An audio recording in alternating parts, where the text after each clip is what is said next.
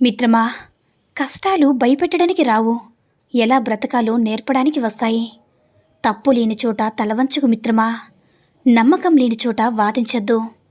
జీవితంలో కొన్నిసార్లు ఒంటరిగా నడవడం కష్టంగా ఉండొచ్చు, కానీ నిజానికి ఆ ఒంటరితనం నీకు జీవితం అంటే ఏంటో నేర్పిస్తుందని మర్చిపోకు నేస్తమా. కొన్ని సందర్భాల్లో నిశ్శబ్దంగా ఉండడం నేర్చుకోవాలి. ఎందుకంటే నాణ్యం చేసినంత శబ్దం నోట్లు చేయు కదా. కంట్లో ఉండే కన్నీరు అందరికీ కనిపిస్తుంది, కానీ గుండెల్లో ఎంత బాధ ఉందో ఎవ్వరికీ తెలియదు నేస్తమా. అందుకే కావలసిన వాళ్ళ దగ్గర ఏడుస్తారు, అందరి ముందు నవ్వుతూ ఆ బాధను దాచేస్తారు. నీ కళ్ళకి నువ్వే బానిసవ్వాలి మిత్రమా, అర్థమైందనుకుంటా. మిత్రమా, సగం జీవితం వాళ్ళు వీళ్ళు ఏమనుకుంటారని ఆలోచనలతోనే అలసిపోతున్నావు. ఊహలు వాస్తవాలకి దూరం తీసుకువెళ్తాయి, కానీ ఎంత దూరం వెళ్ళినా రావాల్సింది వాస్తవానికే నేస్తమా. నేను చేయగలననే నమ్మకం నీకు ఉంటే ఎలా చెయ్యాలనే మార్గం అదే కనిపిస్తుంది. వద్దు అనుకుంటే నిమిషం కూడా ఆలోచించుకునేస్తమా. కావాలనుకుంటే క్షణం కూడా వృధా చేయకు, అర్థమైందనుకుంటా. మిత్రమా, మంచి రోజులు రావాలంటే చెడు రోజులతో పోరాడాలి. ఏదైనా కష్టం వచ్చినప్పుడు నాకే ఎందుకిలా జరుగుతుందని కాకుండా నాకు జీవితం ఏదో నేర్పాలని చూస్తుందని ఆలోచించి చూడు. అప్పుడు తప్పకుండా నీకు అర్థమై తీరుతుంది మిత్రమా. నువ్వు ఉన్నతంగా ఎదగడానికి ప్రపంచం కావాలి, మీరు ఎదిగిన తర్వాత ప్రపంచానికి మీరు కావాలి, అర్థమైందనుకుంటా. మిత్రమా, ఒక నిజం కొంతకాలం బాధించవచ్చు, కానీ ఒక అబద్ధం జీవితాంతం వేధిస్తుంది.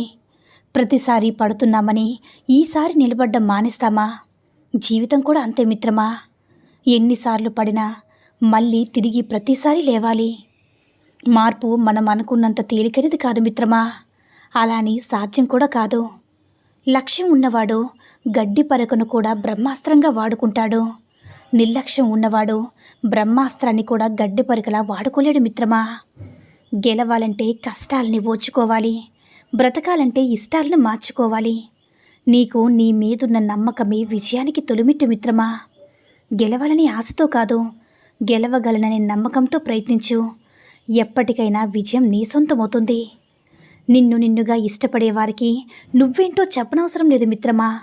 నీవంటే ఇష్టం లేని వారికి నీవేంటో చెప్పినా అర్థం కాదు. జీవిత సత్యం చెప్పననేస్తమా. నీవు ఎప్పుడూ పొందనిది నీకు కావాలంటే నువ్వు ఎప్పుడూ చేయని కృషి చేయాలి. రాపిడి లేకుండా వజ్రం ప్రకాశ చెందనట్లే కష్టాలను తట్టుకోలేని మనిషి విజయాన్ని సాధించలేడు మిత్రమా. ప్రయత్నం మానేస్తే మరణించినట్లే, ప్రయత్నం చేస్తూ మరణిస్తే జయించినట్లే. అందమైన జీవితం వెతికితే దొరకదు నేస్తమా, మనం నిర్మిస్తేనే తయారవుతుంది.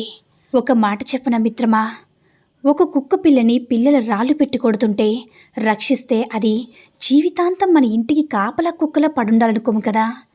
ఒక పావురానికి రోజు తిండి పెడితే అది కొరియర్లాగా మన ఉత్తరాలు బంధువులకి స్నేహితులకి వెయ్యాలని అనుకోము. కానీ ఒక మనిషికి పొరపాటును సహాయం చేయమంటే ఆ వ్యక్తి జీవితాంతం మనకి కృతజ్ఞతతో ఉండాలనుకుంటాము. పని మనిషికి దసరాకో దీపావళికో ఓ 500 ఇస్తే తర్వాత పొరపాటున ఒక 2 రోజులు చెప్పకుండానో సెలవు పెట్టింది అయిపోయిందిలే, ఇచ్చిన 500తో పాటు అంతకుముందు 5 ఏళ్ళు ఇచ్చిన పాత చీరలు కూడా చిట్టా పొద్దు విప్పి కనీస కృతజ్ఞత లేదని మనసారా తిడతాము. ఇదెక్కడ న్యాయం ఇస్తామా? ఒక్క నిజం కొద్ది కాలం బాధించవచ్చు, కానీ ఒక అబద్ధం జీవితాంతం వేధిస్తుంది. ప్రతిసారి పడుతున్నామని ఈసారి నిలబడ్డం మానేస్తామా? జీవితం కూడా అంతే మిత్రమా. ఎన్నిసార్లు పడినా మళ్ళీ తిరిగి ప్రతిసారి లేవాలి. జీవితంలో ఎప్పుడు కూడా నటించవద్దు. నీవు ఎలా ఉన్నావో అలాగే ఉండు. ఎవరినో మెప్పించడానికి ప్రయత్నం చేయకు. ఒక్కసారి జీవితంలో నటించడం అలవాటైతే జీవితాంతం నటించాల్సి వస్తుంది నేస్తమా. గెలవాలంటే కష్టాలను ఓర్చుకోవాలి, బ్రతకాలంటే ఇష్టాలని మార్చుకోవాలి. నీకు నీ మీదున్న నమ్మకమే విజయానికి తొలిమెట్టునిస్తమా. గెలవాలనే ఆశతో కాదు, గెలవగలననే నమ్మకంతో ప్రయత్నించు. ఎప్పటికైనా విజయం నీ సొంతమవుతుందనేస్తమా. నిన్నుగా ఇష్టపడేవారికి నువ్వు ఏంటో చెప్పనవసరం లేదు. నీవంటే ఇష్టం లేని వారికి నీవేంటో చెప్పినా కూడా అర్థం కాదు నేస్తమా. మంచి రోజులు రావాలంటే చెడు రోజులతో పోరాడాలి. ఏదైనా కష్టం వచ్చినప్పుడు నాకే ఇలా ఎందుకు జరుగుతుందని కాకుండా నాకు జీవితం ఏదో నేర్పాలని చూస్తుందని ఆలోచించి చూడు నేస్తమా. మీరు ఉన్నతంగా ఎదగడానికి ప్రపంచం కావాలి. మీరు ఎదిగిన తర్వాత ప్రపంచానికి మీరు కావాలి నేస్తమా. అర్థమైందనుకుంటా. ఎప్పుడు కూడా ఎవ్వరిని తగ్గించి మాట్లాడద్దు, ఎవ్వరిని బాధించకూడదు. ఇవాళ నువ్వు శక్తివంతంగా ఉండొచ్చు, కానీ కాలం నీకన్నా శక్తివంతమైనదని గుర్తుంచుకునేస్తమా. ఒక చెట్టు నుంచి అగ్గిపుల్లలు లక్షలు తయారవుతాయి. లక్షల చెట్లను బూడొచ్చేయడానికి ఒక్క అగ్గిపుల్ల చాలు.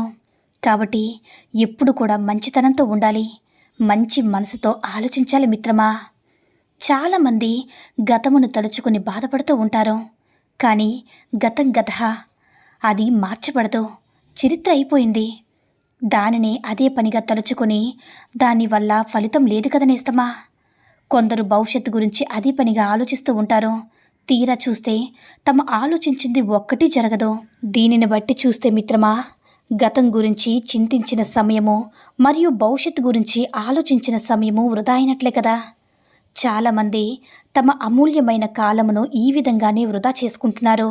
నిన్న అంటే జరిగిపోయిన చరిత్ర, రేపు అగమ్య గోచరం రహస్యం.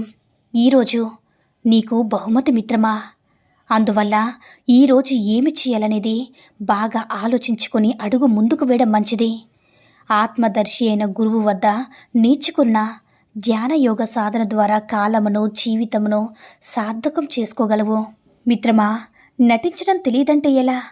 మోసపోకుండా ఉండాలంటే గడుస్తనం నటించాలి మిత్రమా. చులక నవ్వకూడదంటే కొంత వివేకాన్ని నటించాలి. ఆకతాయిల ఆటలు కట్టించాలంటే ధైర్యం లేకున్నా నటించాలి నేస్తమా. ఓడిపోకూడదంటే ఆత్మవిశ్వాసం నటించాలి. అహంకారులు నోరు మూయించాలంటే కొంత పగురు కూడా నటించాలి. రాజకీయ పాత్రల నడుమ జీవించాలంటే ఎంతైనా కొంత నటించాలి మిత్రమా. మనది అనుకుంటే వదలకు, పట్టుదలతో ప్రేమతో సాధించు. వద్దనుకుంటే ఆలోచించుకు, చిరునవ్వుతో తిరస్కరించు. సున్నితంగా, అది వస్తువైనా స్నేహమైన బంధమైన లక్ష్యమైనా సరే నేస్తమా. డబ్బు లేని పురుషుని వేశ్య విసర్జిస్తుంది. ఓడిపోయిన రాజుని ప్రజలు విసర్జిస్తారు. పల్లి ఇవ్వని చెట్టుని పక్షులు విసర్జిస్తాయి. ప్రపంచంలో అందరూ వారి వారి స్వలాభాన్ని చూస్తారు నేస్తమా. ఎప్పటి వరకు మన నుంచి జనానికి లాభం ఉంటుందో అప్పటి వరకే మనకి విలువ ఉంటుంది. అర్థమైందా మిత్రమా. మనమంటే ఇష్టం లేదని ఎవరూ ప్రత్యేకంగా చెప్పరు. వారి ప్రవర్తన బట్టి మనమే అర్థం చేసుకోవాలి.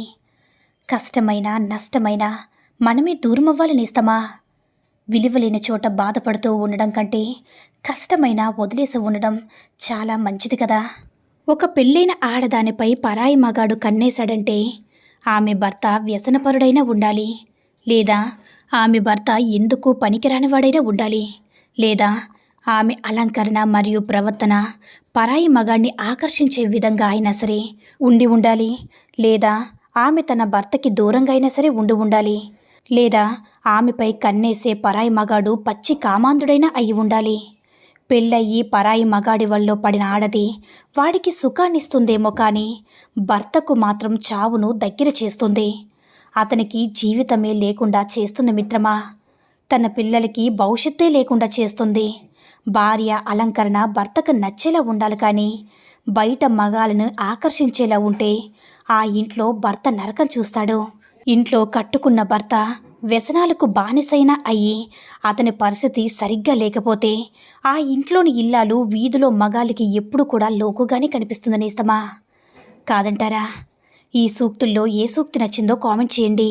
ఈ వీడియో నచ్చినట్లయితే లైక్ చేసి మరిన్ని వీడియోస్ కోసం మన ఛానల్ని సబ్స్క్రైబ్ చేసుకుని మాకు కొంచెం సపోర్ట్ చేయండి. ధన్యవాదములు.